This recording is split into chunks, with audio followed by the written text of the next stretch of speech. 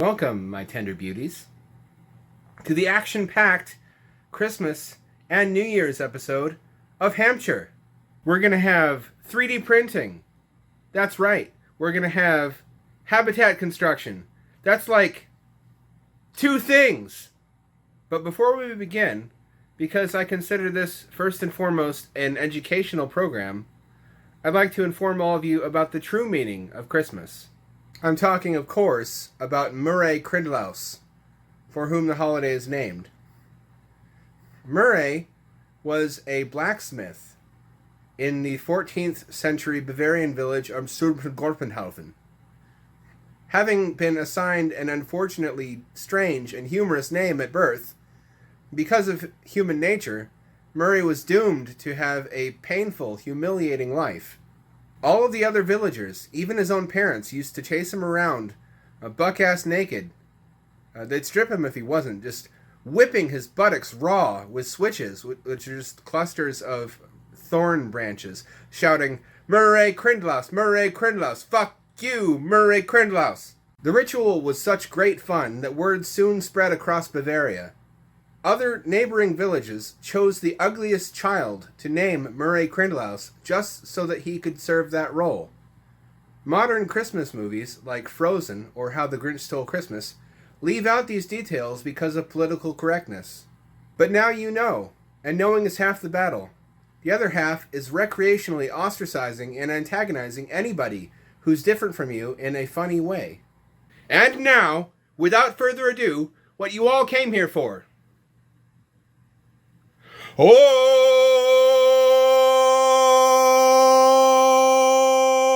Ha ha ha! At last, I have all the components necessary to build a new habitation module.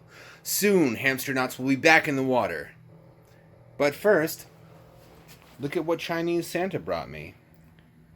By whom I mean, Creality Corporation, maker of the Ender series of 3D printers. Finally, we're going to get our 3D print on and make some custom components. Now, I'd like to be able to boast that my channel is big enough now that I'm starting to get free shit from companies to promote them, but that's not the case. It was mostly a Twitter friend, Naomi Wu, who you might know as Sexy Cyborg, that was able to swing this for me. Now, I don't know about the possibility of doing sponsored videos in the future and stuff like that, if I ever get to that point.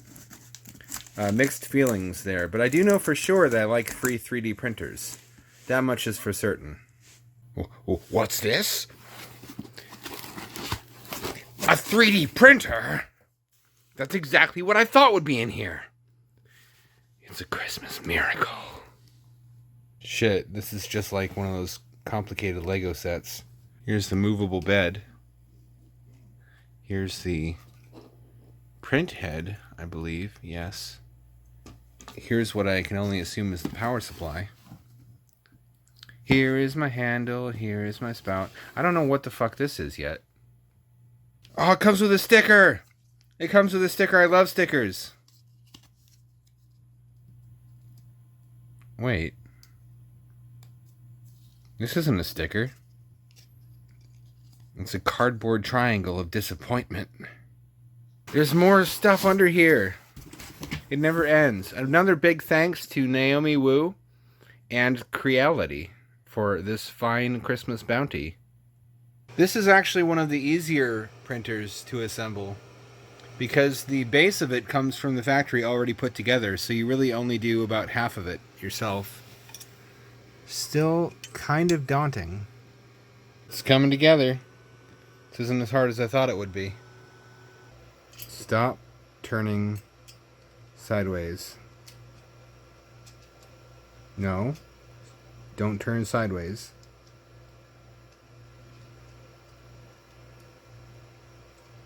It's stuck on something. No, turn sideways again. Don't turn sideways. Did I do it?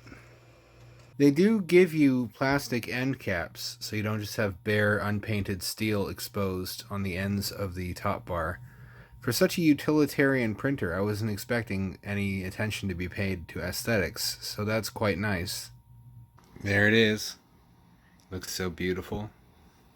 My cat is guaranteed to fuck with this. Now, there's a lot they don't tell you in the instructions.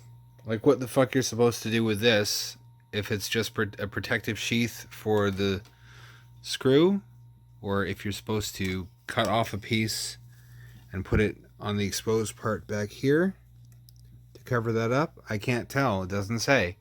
It also doesn't say anywhere, to my knowledge, whether you should be worried about these extra bolts.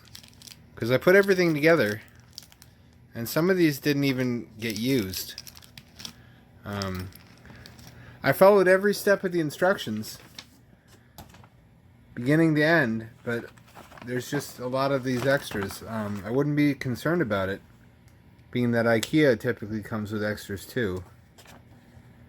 Except that there are pieces like this that I just never had to open. So I guess we'll see. This is an important moment. First power on.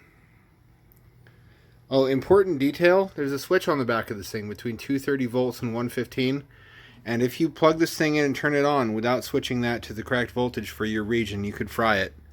There's apparently a non-trivial number of people who have done that and just completely destroyed their unit.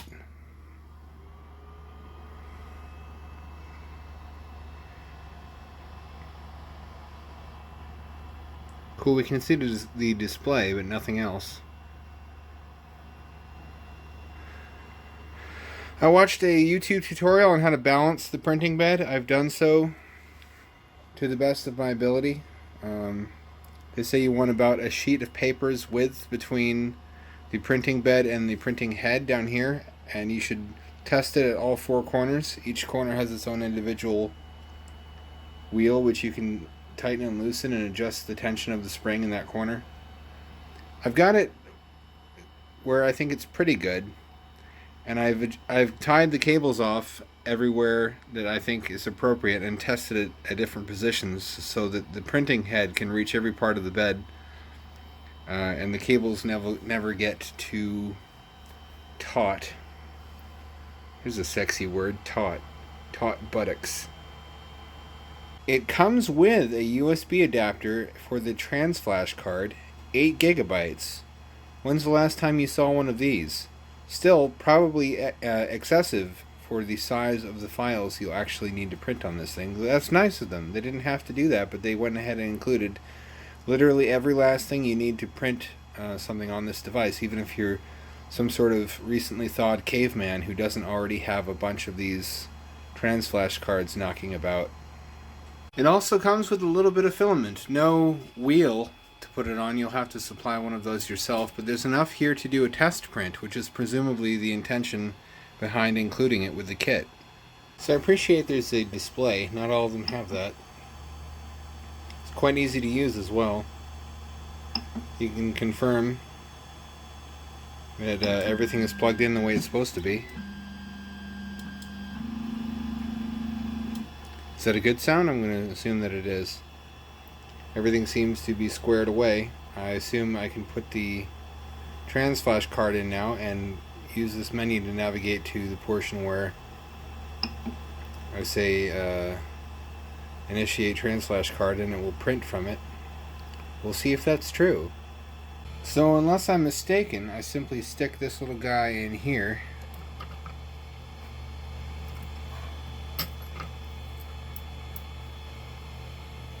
Then I navigate to initiate TF card.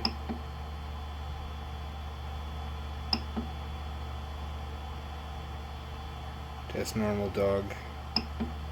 That's one of the test objects.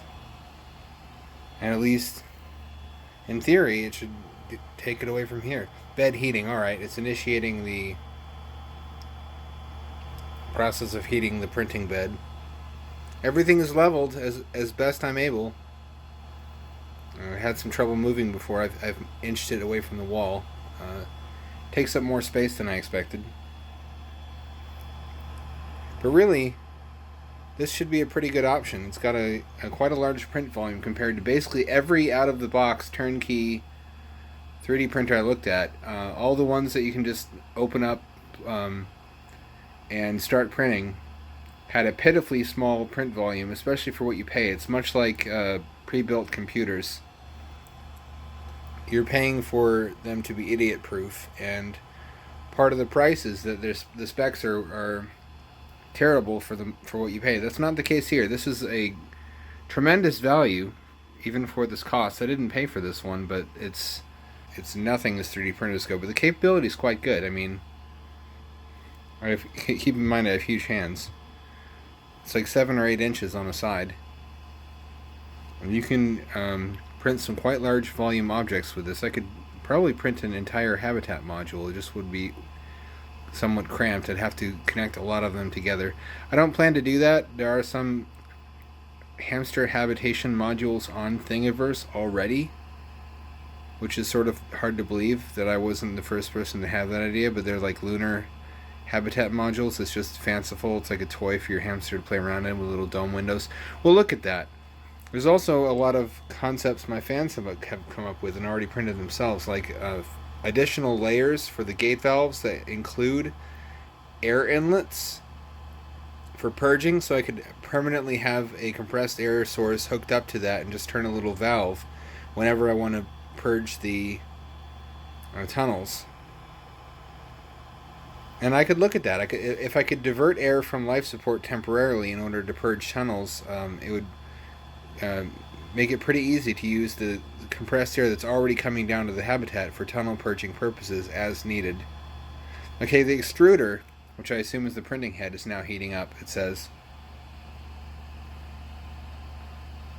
There's quite a lot of applications in a project like mine for 3D printing, so it's exciting to have this tool now. This is going to make things go considerably quicker, and it's going to especially allow more interaction with my fans, because my fans will have ideas, they'll want to contribute, they'll want to propose their own solutions to things, because that's a big part of the fun of this project, is people just gathering around, rubbing their chins and suggesting possible solutions to intriguing problems. And they can actually devise components on their end, 3D print them to make sure they work, send me the file. I can 3D print them on my end. I can say, okay, that didn't work, or that did work, or if it didn't, I can tell them exactly what they need to change about it, and they can give that a shot. They can tweak things on their end, send me the file, because it's like a replicator. You can send objects as data now. That's the future we're living in.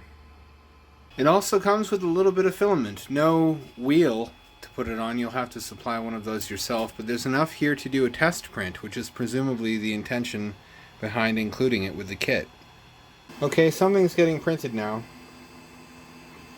This was a lot more setup than I was used to, but this is pretty exciting. So hypnotic watching this thing work. So far my cat seems mostly afraid of it. I hope that fear lasts. I do not need her punching this thing while it works.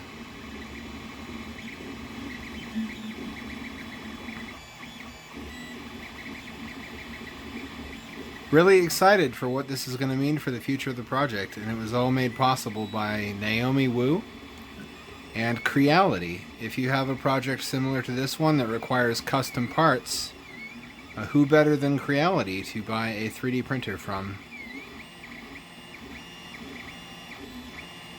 Just be advised that 3D printing is still very much an early adopter technology, and you'll have to learn a lot in order to make it work for you, but that's more of a plus than a minus, really. I'm not yet so old that learning has become painful for me. Well, I imagine it's only a matter of time. Well, that's as much of the dog as it printed before it exploded into spaghetti.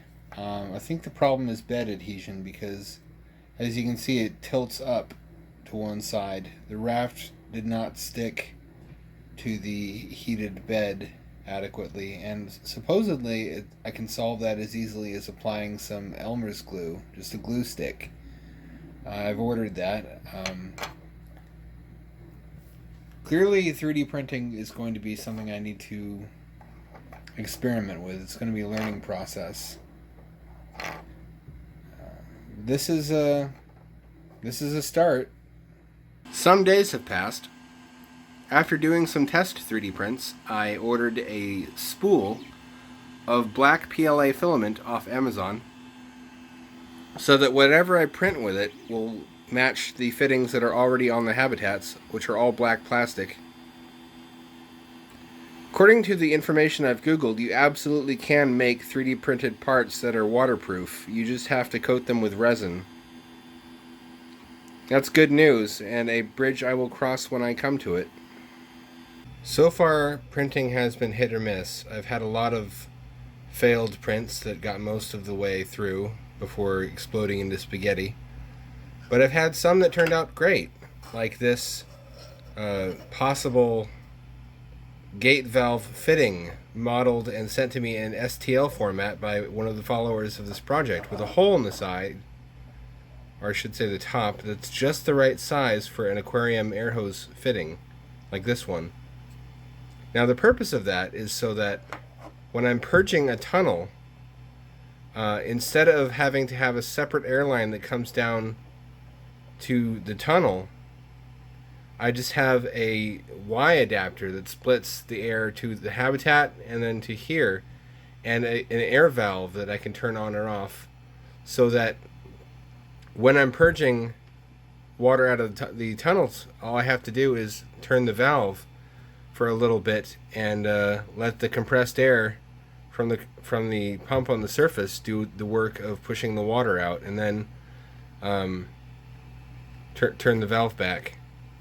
So already 3D printing is bringing some very clever innovations to this project, as I hoped it would. What do you think of this handsome tool holder? If you said it's fantastic, congratulations, that's the correct opinion. What would you expect to pay for an item of this quality? $976,220,120? No, but wow, that's really specific. What would you say if I told you that this cost only 0 payments of $0 a month? That's right, I obtained the STL file free of charge from Thingiverse.com. And while I was there looking for Christmas gift ideas for my relatives for next year, I searched dildo, and one of the results had a GoPro mount on it.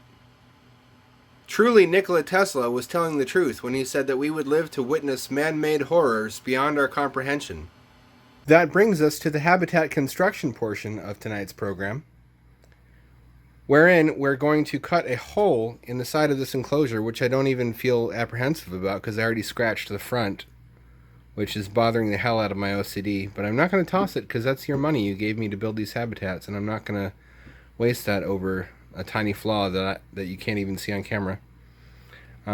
This is 1.75 inches, which is what I should have been using all along. It creates a hole just large enough that it looks like the maximum diameter of this inner part here, but it leaves enough of a lip of plastic, of a Lexan, I believe, to make contact with this O-ring. So unlike the other habitat that's in the aquarium now, I didn't have to leave out the O-ring like this and just smear silicone grease all around the outer edge of it, which is as good as a gasket, but it's making me think. It's making me think perhaps I need to redo the other habitat as well, but that would probably be a waste of money. It's just that that's what I would have thought about making a new habitat at all before the leak.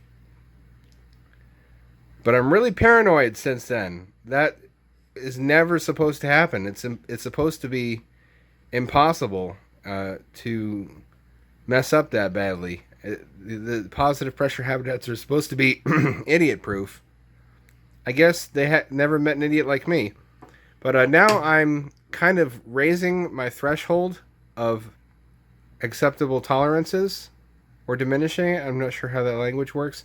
And I just want to overdo everything, and it's hard to know when to stop with that. When you have a bunch of enablers throwing money at you, you really kind of want to go overboard with everything and just make it as precisely constructed as possible. We'll start with this one.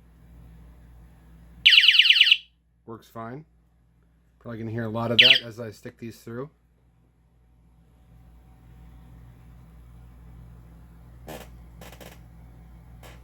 Boy, this is difficult. I wish I had my tripod. Okay. Now to add some silica to the outside, silicone grease, and some super glue to the inside. Okay, the other one's finished. I want you to hear something though. Hear that scrapey sound? Those are bits of silica gel, silica granules in the slidey gate mechanism. That's not good. It compromises the seal and is going to break it down over time. I think what I have to do is replace this entirely and just not have silica litter inside the habitats, except for inside of these litter boxes. And I need to potty train them to use these litter boxes. That will confine the silica gel to just this one area, and everything else will have a coroplast floor. I think I'm going to try that out. There it is, the pop-out coroplast floor, which adds not only another level of insulation with a little bit of trapped air between this and the floor, but prior to their successful potty training, if they don't take to it right away, and they shit and piss on the floor, I can just pop it out and scrub it down. How nifty is that? I also think it looks better, frankly. There's the other one. I could even glue down stuff that I don't want them moving around, because as you recall, I've had problems in the past with them moving things in front of doorways such that they can't get through, or on top of just moving shit around to where it's inopportune. That's going to be a bigger problem in MegaHab, so if I can devise a solution to that now, all the better. Now for the second to final touch, the final being to zip tie up these umbilicals.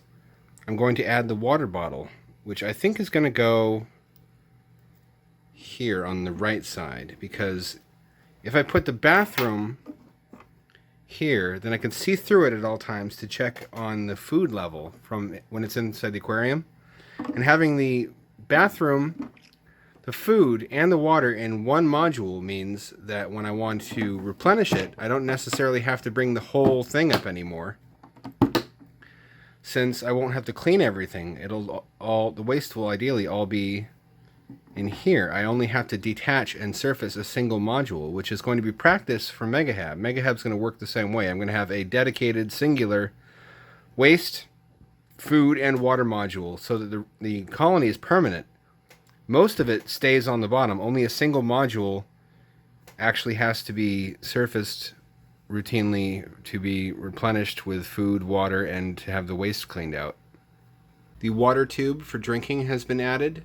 There's a layer of silicone grease sealing in between the shell on the top and this black plastic piece, and then from the underside I've used super glue as per the usual just to physically secure it. Never again will I use that as a sealant, only as a means of physically securing plastic to plastic. There will always be silicone grease in addition for sealing against water ingress. Anyway, here's the water bottle itself. It's just not going to be attached until everything is completely dried. So that's it. That's the two habitats completed. Both of them have moisture sensors now. Both are converted to coroplast floors. I'm going to try out this whole potty training thing. The water bottle's added to the left one. Got this new plan for how I'm going to use this as the dedicated resupply module and leave part of the colony always in the tank as practice for MegaHab and the complex of MegaHabs later. Feeling pretty good about this. Exhausted, but good. It is now New Year's Day, technically. Don't get too excited. There's no hamsters in there yet. I have to subject the habitats to 72 hours of leak testing before I'll trust a hamster to them again. So far, so good. If you want to watch this, you can check it out at twitch.tv/Hampture. Links in the description. There's also merch. There's also just a bunch of good stuff down there. I don't think people look down there enough. So go check that out while you're waiting for this colony to be cleared for hamster knots. Talk about an action-packed episode. Merry Christmas to all you out there. Happy New Year. Here's to another year of underwater hamsters in 2020. And remember, mad science ain't easy, but it's necessary.